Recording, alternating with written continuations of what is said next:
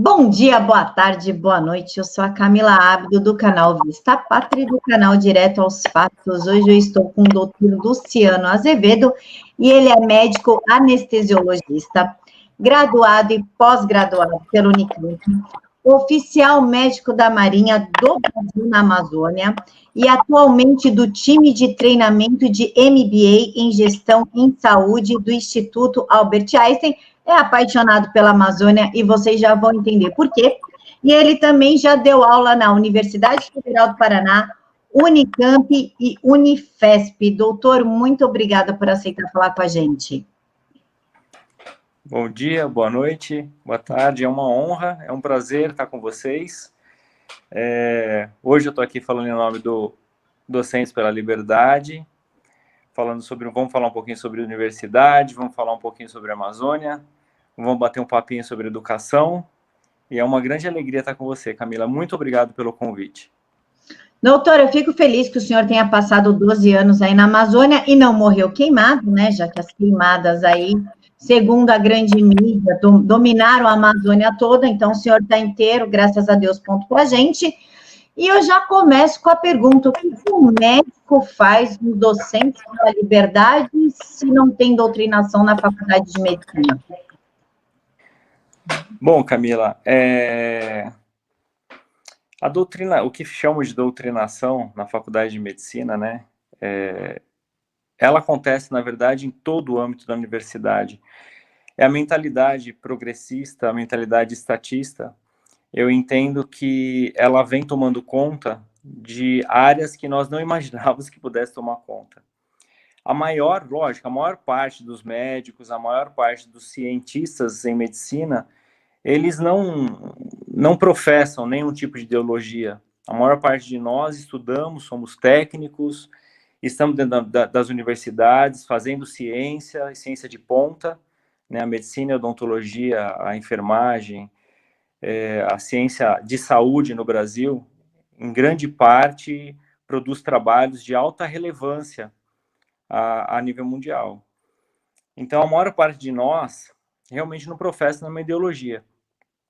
E a maior parte de nós está preocupada em trabalhar, em produzir, em estar na ponta, em estar fazendo assistência. Essa é a verdade. E onde está essa mentalidade progressista, essa mentalidade que tomou conta das universidades? Ela está na forma de gestão das faculdades, ela está na manutenção dos cargos, do corporativismo, nas barreiras de entrada de novos docentes, nas barreiras de pós-graduações, mestrados e doutorados. Ela está na dificuldade de uma pessoa falar que é conservadora, ou falar que é liberal, ou até manifestar a sua ideia, manifestar a sua forma de pensar, muitas vezes diferente daquele mainstream, né, da grande maioria das pessoas. Os docentes que têm um perfil mais inovador, eles têm uma dificuldade bastante grande dentro das faculdades de medicina e de tecnologia, enfim, de onde eles estão. Os docentes inovadores têm uma dificuldade bastante grande, justamente porque eles trazem o novo, trazem uma forma diferente de pensar, trazem questionamentos que vão, muitas vezes, em confronto direto com a opinião largamente discutida e aceitada pela maioria do meio acadêmico. E na medicina, nos últimos anos, o que vem acontecendo realmente cada vez menos as disciplinas mais técnicas, né, as disciplinas que nos formam do ponto de vista técnico, vem perdendo espaço, né? Essas disciplinas vêm perdendo espaço e as disciplinas que eles chamam de disciplinas sociais vêm ganhando mais espaço. E essa forma de atuar ao longo do curso, né, menos disciplinas técnicas, mais disciplinas sociais, é justamente nesse lugar onde, às vezes, os alunos se perdem um pouco, né? Como exemplo disso, eu cito a forma como nós discutimos o SUS. O SUS, Sistema Único de Saúde, é um sistema maravilhoso de saúde, foi pensado para realmente levar acesso de saúde à população. Todo país sério precisa discutir isso. Hoje o mundo discute como levar mais acesso, mas dentro do meio da academia e dentro do meio de saúde, é quase que um tabu você discutir e criticar os modelos do SUS. E o que é falado, né, no meio dessas disciplinas são coisas como o SUS só não dá certo por falta de dinheiro, né? O SUS não dá certo por falta de dinheiro. Se tivesse mais dinheiro, se tivesse melhor distribuição desse dinheiro dentro do SUS, menos corrupção, o SUS daria certo. Não se permite discutir o modelo SUS no país, né? Será que esse é o melhor modelo de acessibilidade de saúde pública à população, à grande massa? Poxa, no Brasil nós gastamos aí pouco mais de 8% do nosso PIB com saúde. Quando a gente olha países como os Estados Unidos, que gasta mais de 18% do PIB deles em saúde, e o PIB deles em dólar, enfim, muito dinheiro, tendo um sistema pouco eficiente, né, é gasto demais com pouca eficiência. Quando comparado com países como a Inglaterra ou a Holanda, a Inglaterra gastando aí próximo de 10%, a Holanda também gastando próximo de 10%, e tendo um sistema de saúde bastante custo-benefício aceitável, né? São os melhores sistemas de saúde público, assim, pelo menos hoje no mundo, são os que entregam melhor qualidade, conseguem atingir mais pessoas e realmente resolver grande parte dos problemas de saúde pública de sua população. E a gente confronta com o SUS, que é um excelente sistema de saúde, trouxe acessibilidade para o nosso povo, trouxe a saúde para as pessoas, ok? Nós gastamos em torno de 8%, não é pouco isso no PIB do Brasil, e nós não conseguimos prover e resolver a maior parte dos problemas de saúde básica no país. Nós não conseguimos ainda resolver. Então, o que acontece? Você não poder discutir sobre isso e talvez fazer uma política de reformulação do SUS, sabe? Discutir esse tipo de ideia e colocar na cabeça de um aluno que o problema do SUS é só o financiamento, como exemplo Isso é uma forma de doutrinar, de você tirar dele a capacidade dele pensar, a capacidade dele de visão crítica, a capacidade dele de discutir a realidade. Então, quando nós falamos de doutrinação, eu penso justamente nesse tipo de coisa. Outra forma que eu vejo, o que chamo de doutrinação, mas eu não gosto dessa palavra, mas na medicina, essa metodologia de estatização de tudo, inclusive da universidade, inclusive da abertura de curso de medicina. Hoje nós temos no Brasil uma abertura de curso completamente discriminada. Crescemos o número de cursos médicos assim brutalmente na última década, nas últimas 2 décadas. Estamos formando hoje mais de 18 mil alunos por ano, temos menos de 16 mil vagas de residência médica de especialização, e grande parte desses cursos médicos são em regiões, cidades pequenas, em regiões sem uma infraestrutura, sem uma capacidade docente, sem uma mão de obra médica para fazer um treinamento adequado desses alunos. Grande parte deles acreditando no médico do pé descalço, né? Aquele médico que carrega um estetoscópio e salva o mundo inteiro, porque as suas faculdades não têm uma estrutura adequada para ensinar e forma essa mentalidade romântica do médico pé descalço, quando na verdade nós sabemos que fazer saúde e fazer medicina, tratar de pessoas exige uma capacitação técnica muito grande, né? Isso inclui todas as especialidades. A medicina de família hoje, por exemplo, eu sei que tem muita gente dentro da academia e fora que critica. A medicina de família é uma medicina fundamental para o nosso país. Nós precisamos ter mais médicos de família, nós precisamos ter mais médicos voltados para a atenção primária de saúde. Esse cara, ele precisa ter uma formação de excelência. Por quê? Porque ele vai tratar desde o vovozinho, passando pela criança, a mulher, a gestante, vai fazer o pré-natal, vai fazer puericultura, vai cuidar da criança, enfim. Ele precisa ter uma formação muito sólida na sua graduação e na sua especialização. Então, acreditar no médico pé descalço, como se fosse aquele generalista que cuida de tudo, é uma grande ilusão.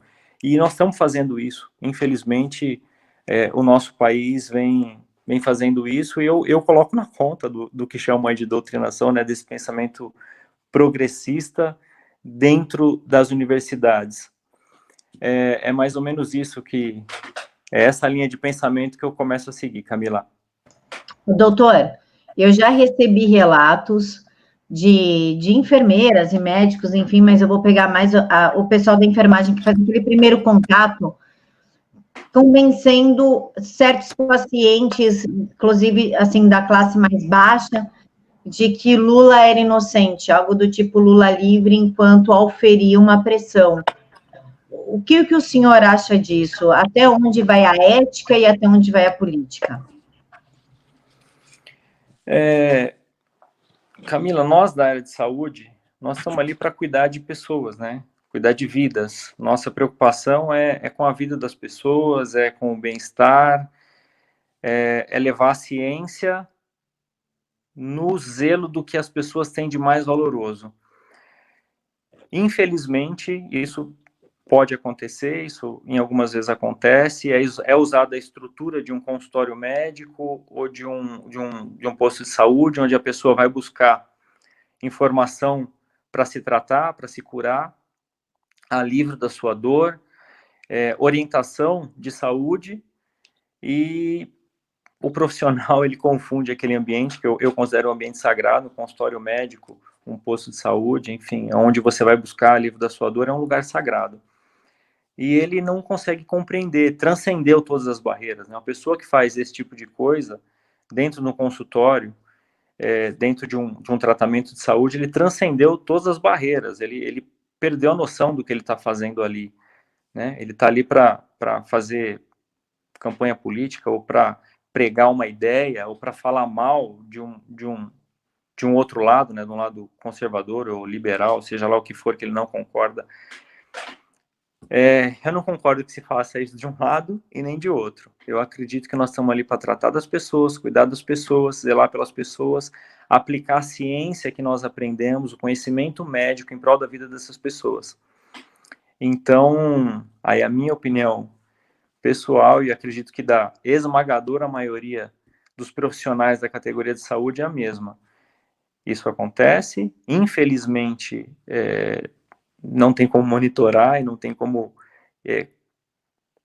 mostrar isso para a pessoa. Não, é difícil uma pessoa se convencer sozinha. A pessoa que já faz isso, ela já não está entendendo o que ela está fazendo ali, e eu acredito que isso gera revolta em qualquer um de nós, né? Qualquer um fica muito chateado com esse tipo de atitude. Doutor, anda nos últimos anos, aí uns 4, 5 anos para cá, a banalização do aborto. Inclusive, vejo alguns obstetras falando em aborto, na legalização.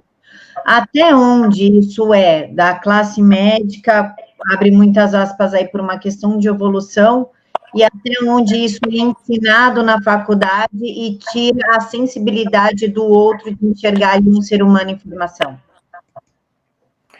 Bom, essa é uma questão bastante sensível, né, na ciência.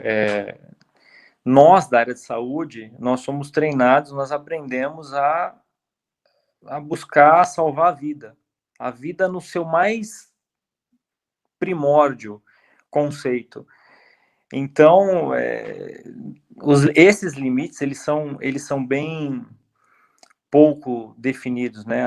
Tanto o início da vida, quando começa a vida, quando termina a vida, né? São limites, são fronteiras éticas que nós discutimos bastante. A partir do momento da fecundação, que tem uma célula, até hoje, ninguém provou que ali não existe vida, né? Tanto é que aquela única célula, ela cresce, se divide, se alimenta e forma um indivíduo, né? Então, assim, nós, da área de saúde,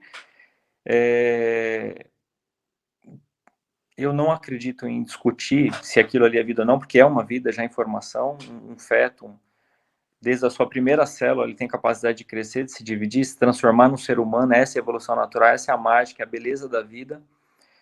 E eu não concordo com a discussão desse movimento abortista que o mundo vem tendo. Enfim, nós deveríamos estar discutindo sobre outros pontos da vida, né? O que leva as pessoas a pensarem em machucar, a macular algo tão sagrado como a vida humana. Doutor, o SUS foi implementado pelo Fernando Henrique Cardoso. E o Fernando Henrique, ele tem fortes veias aí esquerdista, né, socialista, inclusive participou de grupos armados junto com Lula, Renan Disseu, enfim. A gente pode dizer que o modelo do SUS é um modelo inspirado em Cuba? O SUS, ele vem a história do SUS, né? Tem um grande especialista aí em saúde pública, né? O professor Oswaldo Tanaka, da USP, acompanhou a evolução do SUS toda, é um cara que fala brilhantemente da história do SUS. A evolução do sistema público de saúde, ela foi muito bem desenhada, foi feito em cada tempo, a cada época, a cada período, a cada tempo de discernimento do nosso país, a gente tentou oferecer saúde, acesso à saúde de alguma forma. E a ideia do SUS é uma ideia muito boa, né? Oferecer acesso à saúde. A forma como isso foi feito e a forma como foi implementado, talvez não foi a melhor. Mas eu realmente acredito que era o que tinha de melhor, o que nós poderíamos fazer de melhor na época. O modelo de saúde cubano, ele não é tão parecido quanto o nosso modelo de saúde, né? Eles são as bases do modelo de saúde deles divergem um bocado do SUS. O SUS, na verdade, é uma grande evolução do que vinha sendo o INSS, o INAMPS, até nós chegarmos nesse tema de acesso universal.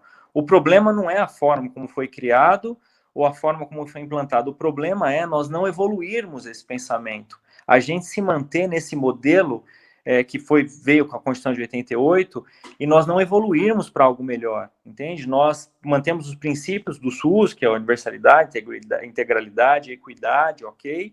Mas a gente não evoluir para algo melhor, nós não nos permitimos olhar para outros países e associarmos ideias melhores de gestão em saúde pública dentro do SUS, como se o SUS fosse algo sagrado, que você não mexe, você não discute, você não...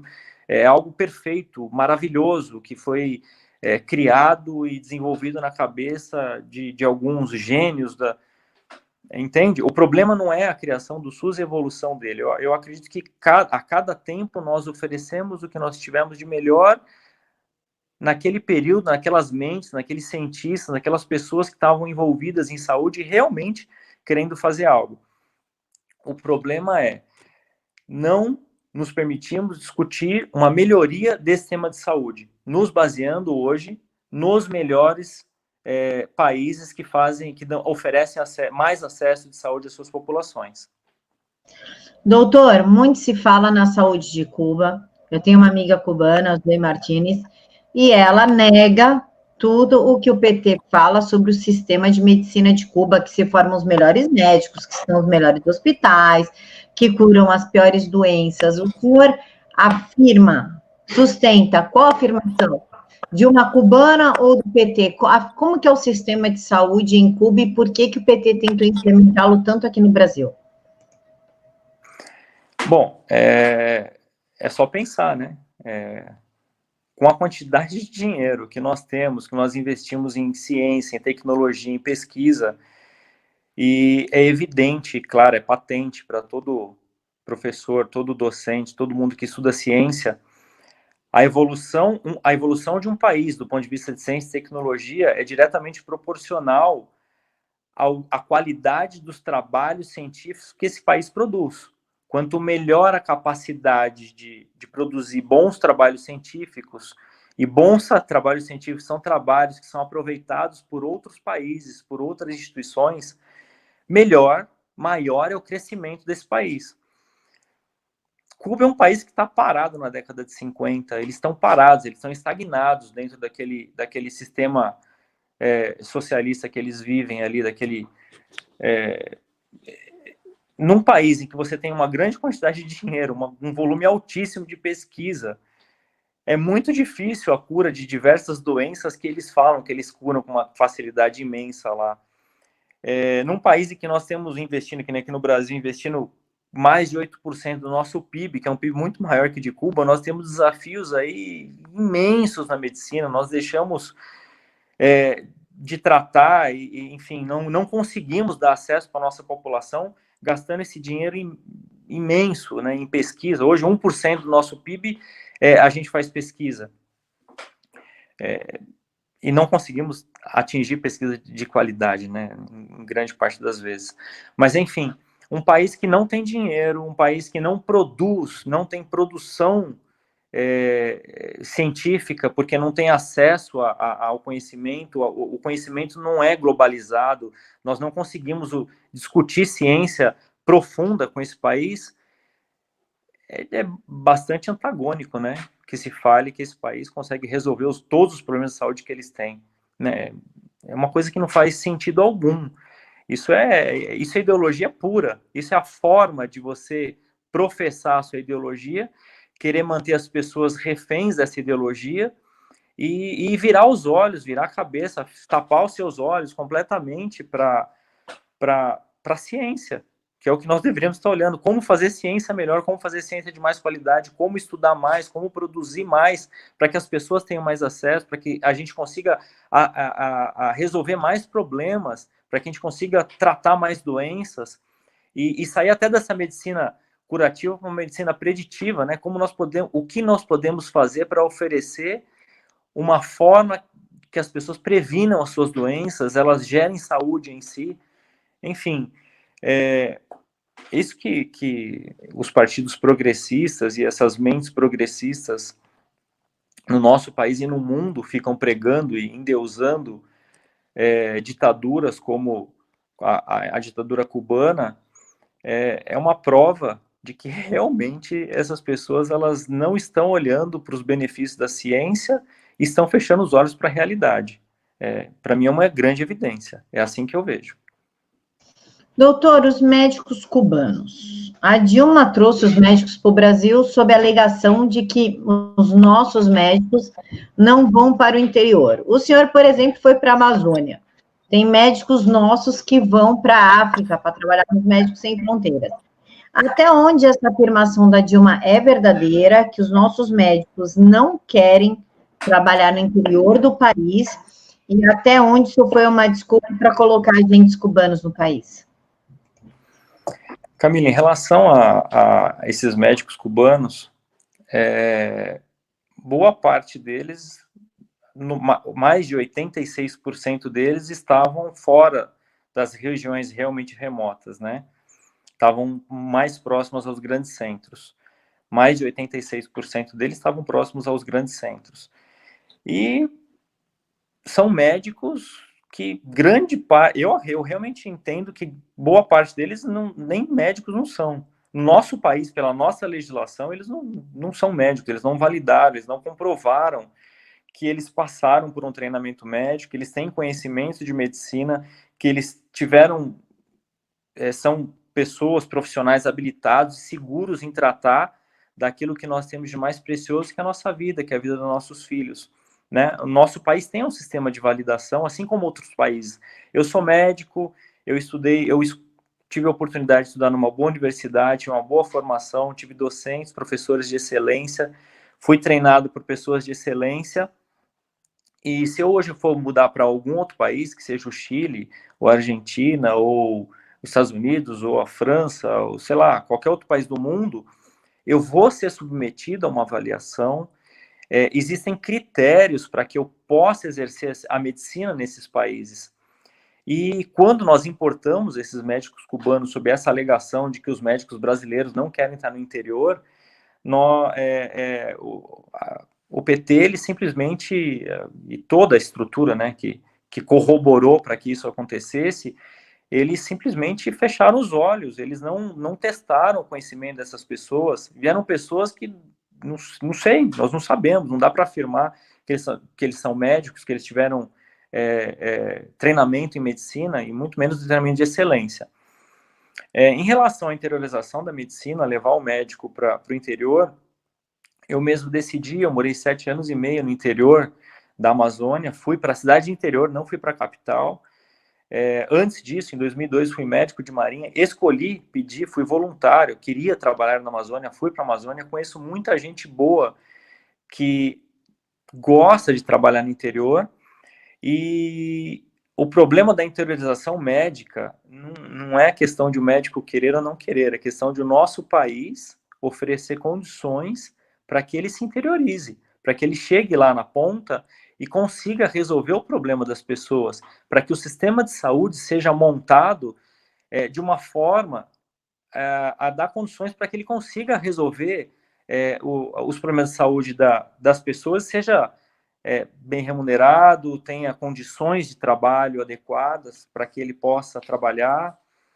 Um exemplo disso, eu falo sobre lá na Amazônia. Vamos falar um pouquinho de Amazônia, porque a Amazônia, as pessoas realmente estão isoladas, né? Não tem rodovia, não tem, são dias e dias para chegar em algum lugar. E nós começamos um projeto idealizado pelo Dr. Fábio Lambertini Tosi, de saúde fluvial, unidade básica de saúde fluvial para a Amazônia. A primeira unidade básica de saúde fluvial, ela tem o nome Abaré, hoje é pertencente à Universidade Federal do Oeste Paraense, foi a primeira unidade básica de saúde fluvial e que pautou a política de saúde básica fluvial. Com essa unidade básica de saúde fluvial, que nós começamos esse piloto em 2006, o que nós pudemos evidenciar ao longo desses anos todos que essa embarcação funciona como unidade básica de saúde fluvial, como equipe de medicina de família embarcada, resolutividade de 93% dos problemas de saúde das famílias que são cuidadas por essa unidade.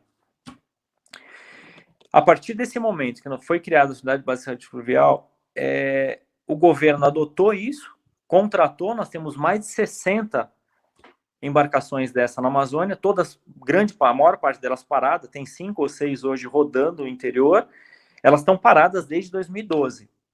Não tem uma equipe de saúde de família para cuidar das famílias no interior, levando saúde até a ponta. Porque se estivéssemos usando essa forma de resolver saúde naquela região, a gente estaria resolvendo grande parte dos problemas, como a Abaré faz desde 2006.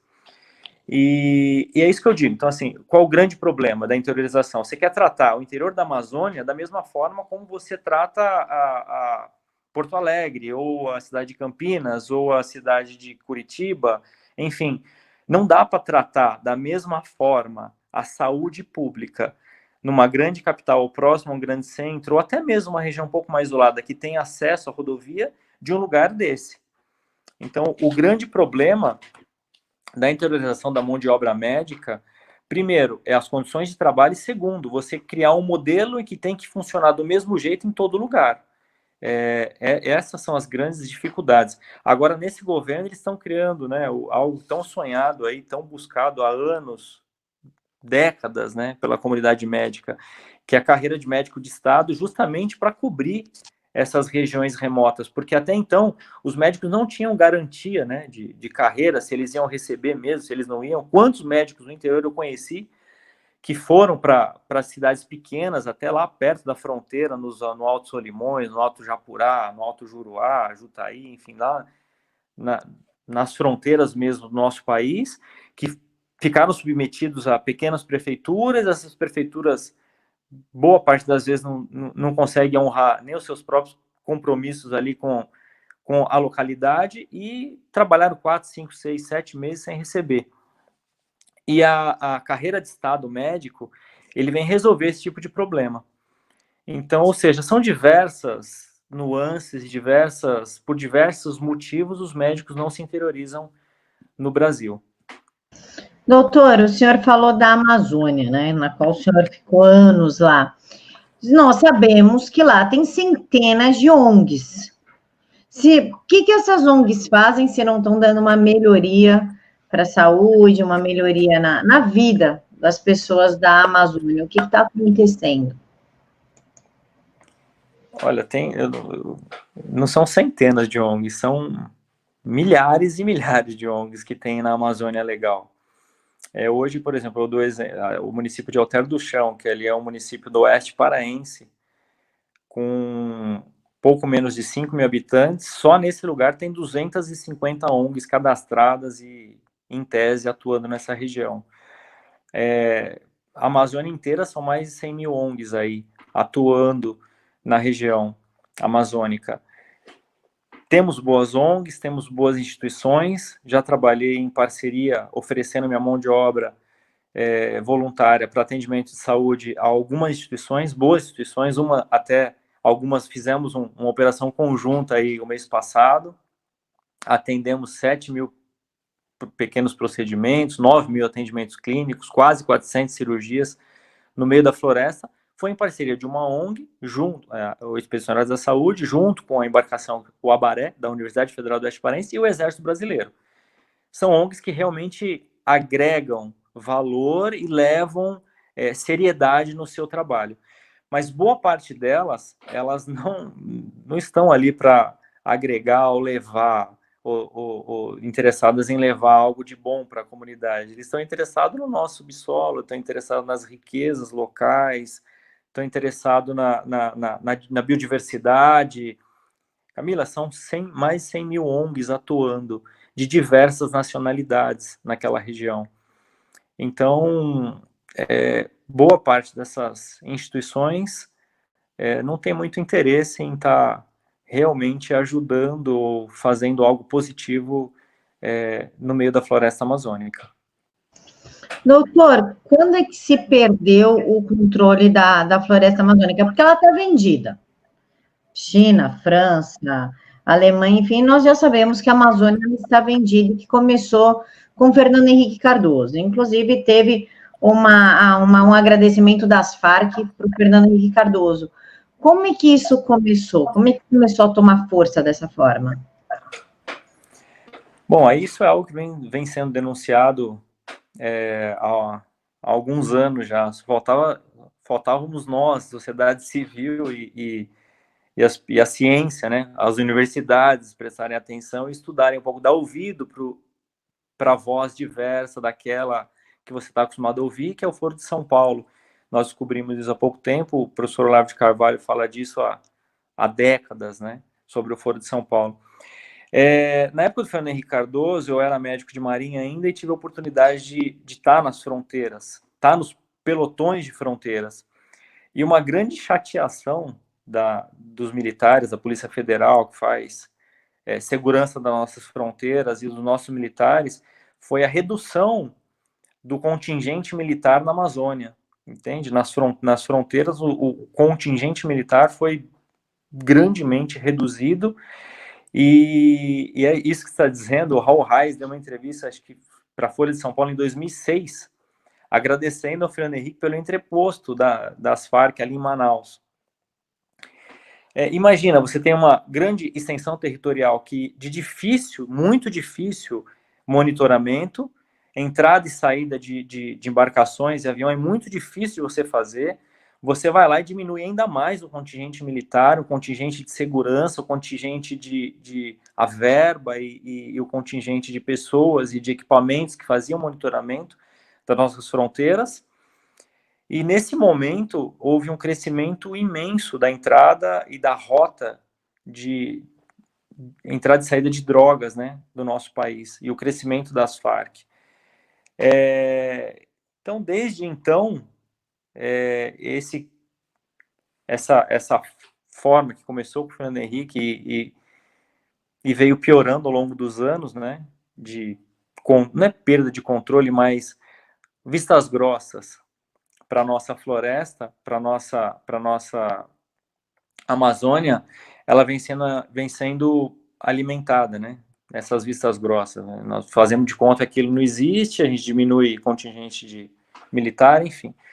E outra forma que eu entendo, essa é uma crítica que eu entro, é difícil discutir isso no nosso país, são as comunidades indígenas. Eu tenho bastante compaixão de diversas comunidades, em especial as do Vale do Javari, lá no Alto Solimões, porque grande parte delas não falam nada em português, grande parte dessas etnias, né, são mais de 134 línguas diferentes, territórios diferentes, e sendo explorados de alguma forma por alguém, porque imagina, eu como médico parava, atendia a populações indígenas, ainda atendo, tenho um carinho muito grande por eles, são pessoas que precisam da gente. Temos hoje temos aí a Secretaria de Atenção à Saúde Indígena, que faz um trabalho maravilhoso, Mas boa parte desses indígenas, de algumas etnias, não falam sequer a língua portuguesa. E não falam português, eles não têm muita dimensão do território nacional, do que eles são. E eu pessoalmente, entendo essas áreas como áreas de grande vulnerabilidade. Vulnerabilidade para suas populações, que dependem sempre de um intérprete, depende de uma outra pessoa para estar falando por eles, e vulnerabilidade porque eles não têm noção do território que eles fazem parte, eles não, nem sequer usufruem de tudo que eles podem usufruir do nosso país. A discussão é dura porque as pessoas falam que a oralidade, a língua deles é uma língua milenar e carrega um conhecimento milenar. Eu concordo. Nós devemos preservar essa cultura, nós temos que aprender com eles, nós temos que realmente fazer arqueologia e trazer à tona esse conhecimento milenar que vem junto com eles. Mas associado a isso, eu entendo que enquanto soberania nacional, enquanto dignidade, nós devemos também ensinar e dividir o nosso conhecimento e o acesso ao que nós temos com essas populações. Eu, quando entrava numa área dessa, e a primeira área dessa que eu entrei foi no Alto Japurá, numa tribo que chama Macu, que era uma tribo seminômade, não falava português, eu me colocando no lugar deles, é como se eu tivesse hoje morando no Azerbaijão, eu não falo uma palavra de idioma daquele lugar, e eu preciso do sistema de saúde, eu preciso me comunicar, eu preciso de ajuda daquelas pessoas, e eu vou estar sempre dependendo de um interlocutor. Então, é outra forma que eu entendo perca também da soberania da floresta de alguma maneira. Doutor, Bolsonaro está querendo explorar a Amazônia, lógico que é uma exploração responsável, não uma exploração irresponsável, mas ele está encontrando uma forte resistência tanto da mídia como das ONGs. Essa preocupação com a exploração da Amazônia, ela é legítima, partindo do princípio da biodiversidade, ou é medo que ele descubra algo? Olha, a Amazônia ela já é explorada há muito tempo, né? É explorada de diversas formas. O que o nosso presidente está fazendo hoje, e eu concordo da forma como isso vem ocorrendo, é abrir a discussão, abrir um debate de como nós podemos explorar aquela região e as populações locais terem benefício dessa exploração e, ao mesmo tempo, que essa exploração seja sustentável, que nós consigamos proteger a floresta, nós consigamos manter o nosso patrimônio tão maravilhoso que é a floresta amazônica em pé. Eu sou um apaixonado por aquele lugar. Mas nós precisamos discutir como explorar, como dar condições para aquelas pessoas, como fazer com que elas saiam de uma condição de quase que subsistência, né, para ter benefício da riqueza que está embaixo dos pés dela, da exploração da biodiversidade, da forma sustentável de produzir naquela região. Um exemplo que eu dou é a área da Raposa Serra do Sol, lá no norte de Roraima, que durante muitos anos, 30 anos aí, agricultores gaúchos conviveram muito bem com as populações ribeirinhas, as populações indígenas, numa terra altamente produtiva, eles produziam, eram agricultores com alta produtividade, geravam muitos empregos, geravam produção, as pessoas tinham uma condição de vida muito boa naquela região, e veio aquela avalanche, né, de tirada desses agricultores e colocar a população local, os ribeirinhos, contra os agricultores que estavam ali há 30 anos, contra populações indígenas, enfim. E a gente sabe que ali é uma área de exploração de nióbio. O problema é que assim, a exploração de nióbio, mais de 90% do nióbio que sai do norte de Roraima, em especial em algumas áreas ali próximas a essa região, elas saem por uma segunda via. Elas saem de maneira irregular, é uma mineração irregular, mais de 90%. Então, assim, isso é algo que eu tenho conhecimento. Quantas vezes isso não acontece na Amazônia inteira? Sabe? Grande parte das mineradoras que estão dentro da Amazônia, Juruti, mesmo na região ali que era a Serra Pelada, Porto Trombetas, diversas regiões que nós temos mineradoras, a maior parte dessas mineradoras não são mineradoras nacionais também, são mineradoras internacionais. Enfim, existem muitas nuances e muitas coisas que nós precisamos abrir o debate na sociedade civil. Essa é a minha opinião, enquanto não como médico, mas como de alguém que morou e viveu naquela região e vejo o potencial de riqueza que tem aquela região, o potencial que aquela população tem de sair de condições de subsistência e de desenvolvimento do lugar com sustentabilidade, com proteção da floresta. E nós estamos atrasando essa discussão por conta de um viés ideológico, por crenças, por não conhecer a região e sequer abrir a possibilidade de discutir, debater, baseado na ciência e na experiência de outros países que fizeram projetos de desenvolvimento em regiões como a Amazônia ou em suas florestas e que tiveram sucesso. E o nosso presidente hoje está realmente preocupado e abrindo esse debate. E a discussão está rolando solta e eu acho que é assim que nós crescemos, é assim que nós avançamos. Doutor, as ONGs, a FUNAI, querem manter os índios totalmente isolados. A população indígena não tem contato conosco. Essa preocupação de manter o índio isolado é uma preocupação real, na qual os índios aceitam, ou existe algum interesse escuso por trás disso, inclusive contra a vontade do índio? Olha, como eu disse, a minha opinião em relação a esse isolamento que foi criado, parte dessas populações, eu acredito que são como os zoológicos humanos, assim, sabe? Porque são pessoas que não têm acesso aos benefícios que o país pode dar para eles, eles não têm acesso ao que eles podem produzir, né, a conhecimento de produção, de produtividade nas suas próprias terras para a exploração deles mesmos, e eles não têm acesso, muitas vezes, sequer à língua. Eles não conseguem se comunicar fora do idioma deles. O que se discute, não, mas nós vamos macular a cultura. Não, a cultura vai permanecer, a cultura indígena vai permanecer. Eles são índios, assim como filhos de italianos aqui no Brasil ou de japoneses. Olha o bairro da Liberdade de São Paulo, eles são japoneses, eles têm a cultura japonesa, eles têm orgulho de ser japonês, eles falam a língua japonesa, eles têm todo a carga de conhecimento milenar de gerações japonesas, mas são brasileiros com a cultura japonesa. Assim, na minha cabeça, assim como eu enxergo, são indígenas. Eles são indígenas com uma cultura rica, uma cultura maravilhosa, que hoje nós prendemos essas pessoas lá e não damos acesso para que elas possam ser brasileiros com a cultura indígena, com o seu idioma local, com toda a sua tradição, com todo o seu conhecimento e desenvolvimento daquela região.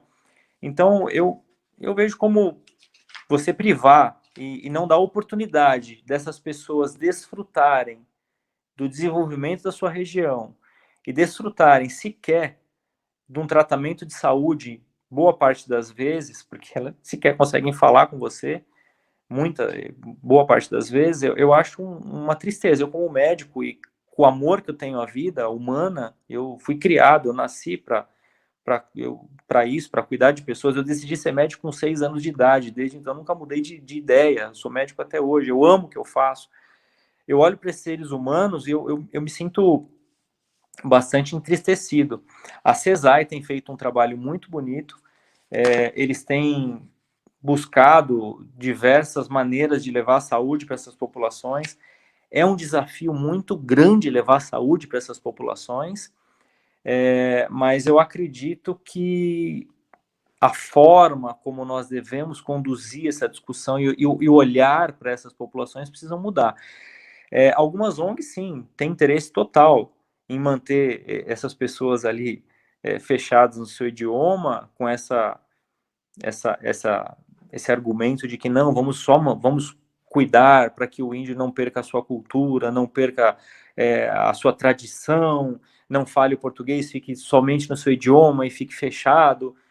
Por exemplo, existem regiões ricas em diamante, com subsolo rico, e diversas entidades dessas estão explorando, estão vendendo esse material, saindo do nosso país de maneira irregular, debaixo do nosso bigode, e os pobres seres humanos que fazem parte daquela terra ali, que não conseguem ter acesso sequer às suas próprias riquezas, não sabem nem muito bem o que está acontecendo. Então, te dei um exemplo, né?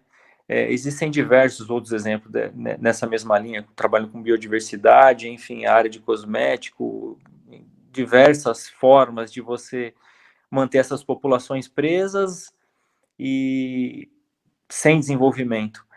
Eu acho que estou falando sobre isso porque eu realmente acredito que nós precisamos abrir um debate maduro de como nós podemos ajudar melhor essas pessoas. São seres humanos. Eles não são índios ou japoneses ou amarelos ou brancos ou marcianos. São pessoas. É gente que precisa de cuidado. É gente que precisa ser cuidada. É gente que precisa ter acesso. É gente que precisa ser olhada não diferente, mas igual aos outros. E ao longo das últimas décadas, nós não estamos fazendo isso. As populações indígenas, nós devemos separar em dois grupos bem distintos, né? Os indígenas que já estão em contato com a sociedade civil, enfim, muitos ainda mantêm a sua oralidade, mantêm a sua língua, falam português, mas falam a sua língua, mantêm toda a sua cultura, mantêm toda os seus hábitos e costumes, dentro mais próximos a regiões civilizadas, enfim, mais próximos de centros urbanos. Existem também populações indígenas isoladas e de primeiro contato ou de recém-contato. Essas populações realmente precisam de um tratamento completamente diferenciado, porque são populações que estão tendo contato com a sociedade urbana recente, ou seja, a imunologia delas, o sistema imunológico, as doenças funcionam de maneira muito diferente, e essa população, eu realmente entendo que precisa de um tratamento muito peculiar, com uma barreira sanitária, a entrada de um médico, a entrada de um profissional indigenista que realmente sabe trabalhar, tem conhecimento de trabalho dessa população isolada, até que a gente consiga vacinar, enfim, tratar, entender as doenças, entender as demandas dessa população para fazer interação com a sociedade brasileira, a sociedade urbana de alguma forma, né? Então, são situações bem diferentes. Doutor, existe uma ilação ou uma afirmação de que há tribos indígenas que praticam certos costumes cruéis, selvagens, como enterrar crianças que apresentem algum tipo de deficiência física. A filha da Damares foi uma dessas crianças que foram salvas desse ritual meio macabro. Isso realmente ainda acontece na Amazônia ou essas ONGs já promoveram uma conscientização de que elas estão lá para isso, já promoveram uma conscientização de que não se deve enterrar crianças vivas, que isso é errado? Bom, assim, eu vou só...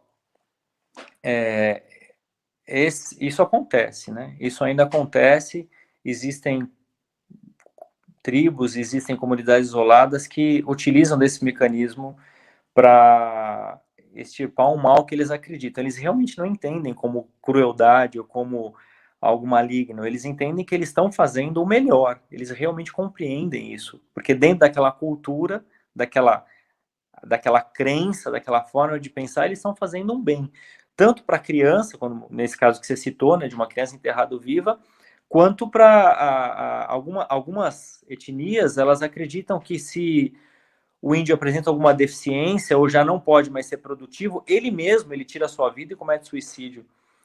E isso é um absurdo, né? É um absurdo. Vou dar um exemplo.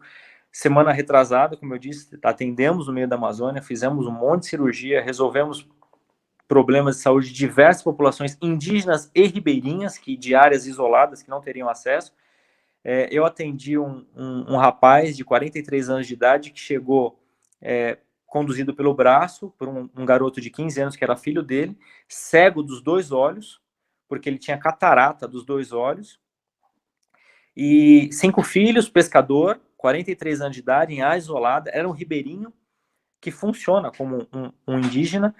Ele chegou ali pedindo ajuda, estávamos no meio da floresta operando, ele saiu ao final da semana com os 2 olhos operados e enxergando os 2 olhos completamente reabilitado para a vida, né?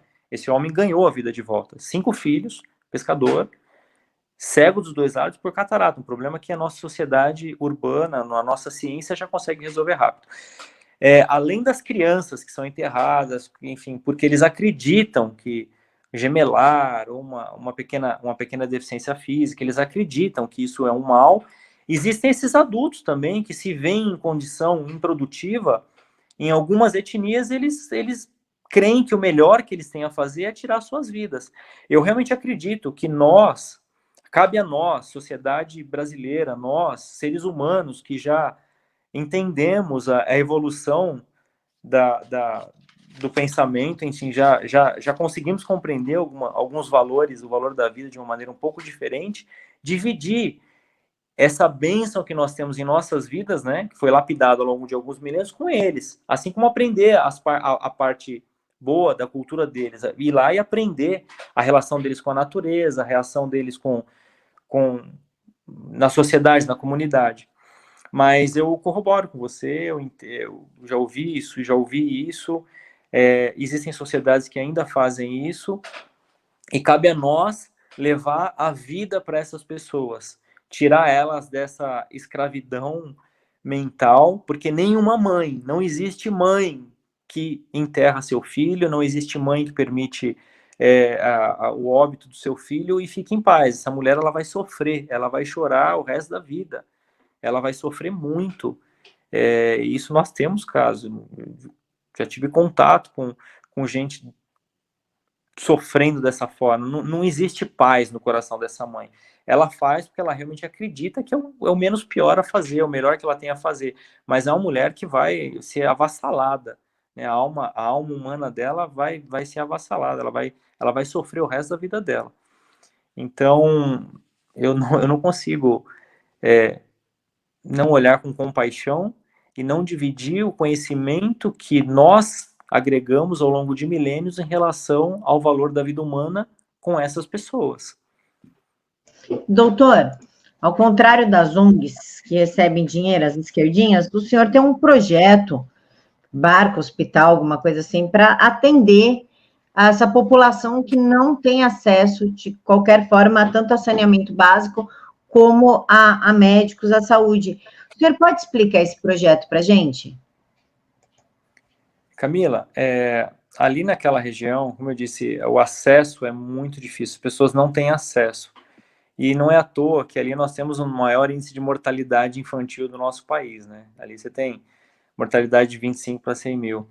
É um absurdo. E grande parte da mortalidade infantil daquela região vem por falta de saneamento básico, né? Mortalidade infantil significa baixo saneamento básico, baixa educação materna ali na gestação e falta de pré-natal. Basicamente, assim, bem a grosso modo, né? A grosso modo, para quem não é da área de saúde compreender.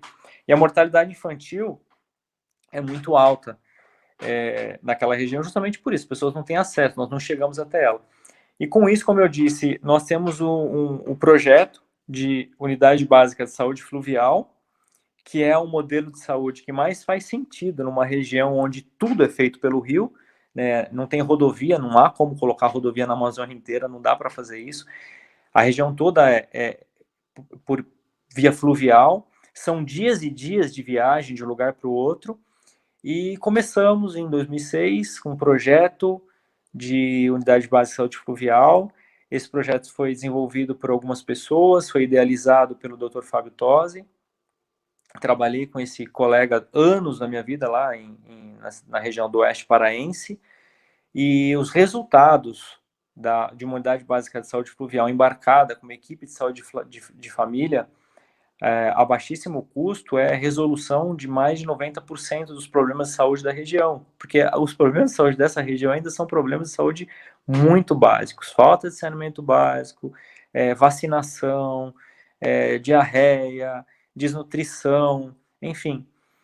E de 2006 até hoje nós já temos métrica para isso, nós conseguimos resolver ali em torno de 93% a 95% dos problemas de saúde daquela população, ou seja, de cada 10 pessoas, de cada 100 pessoas, 95 nós conseguimos levar alívio e promover saúde. E 5, nós precisamos remover para uma área urbana.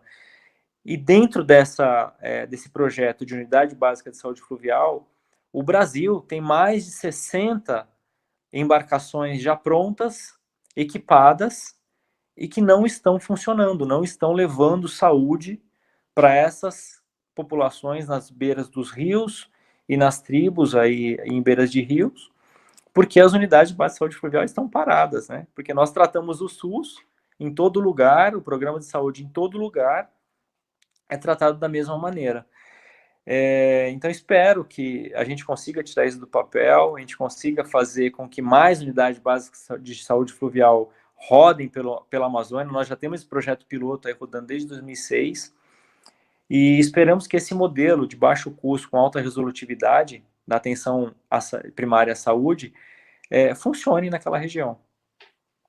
Doutor, para as pessoas entenderem mais ou menos o que acontece na Amazônia, né, a forma que eles vivem, o senhor pode contar a história da Índia que estava amamentando um macaco e o seu bebê?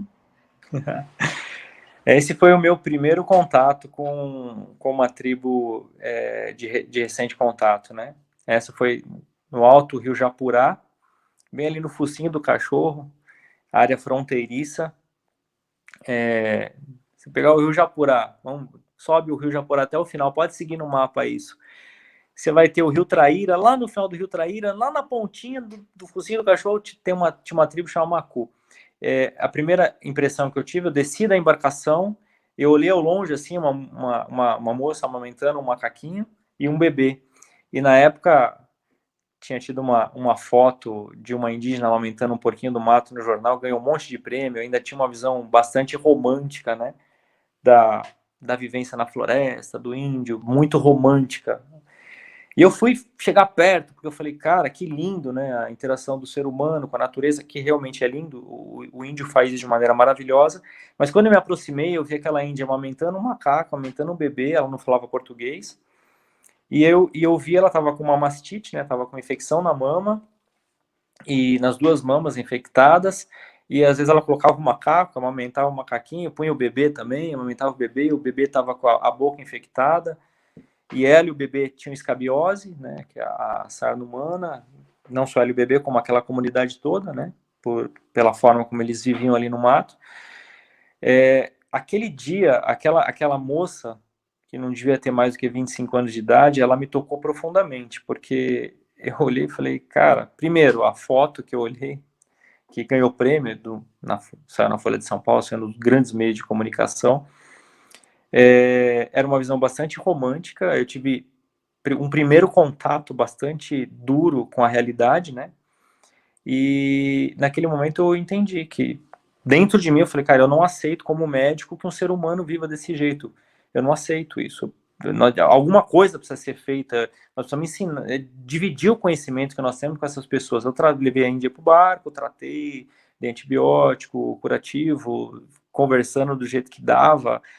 Nesse momento a linguagem do carinho, do amor, do cuidado, do zelo fala muito mais alto, porque você chega, já alivia a dor, ela entende que estava com dor e que dá para tirar a dor, e ali eu consegui explicar, né, o perigo de você alimentar um animal silvestre no corpo humano, enfim, deu para explicar da melhor forma possível. Mas esse foi meu turnover de compreensão real do que significa trabalhar nessas regiões.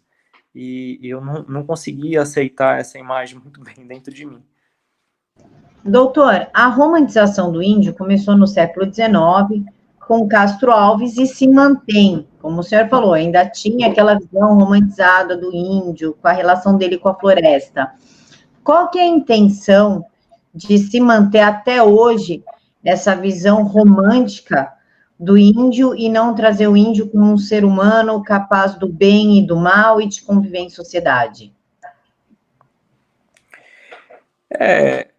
Essa ideologia, né, essa forma de ver o outro ser humano, essa forma romântica que as pessoas elas insistem em manter, e não fazer uma discussão madura, entende? Uma discussão madura, ela envolve falar da realidade, o que são essas pessoas, sentir na pele, se colocar no lugar delas, ir para um lugar desse, sentir como elas vivem ali e aprender com elas. Existe a parte romântica e verdadeira, que é a relação delas com a natureza, a compreensão delas, que essas pessoas têm, do valor que a floresta tem, do valor que a biodiversidade, enfim, eles não dão esses nomes, mas eles sabem o valor, né? Não precisa falar em palavras, né?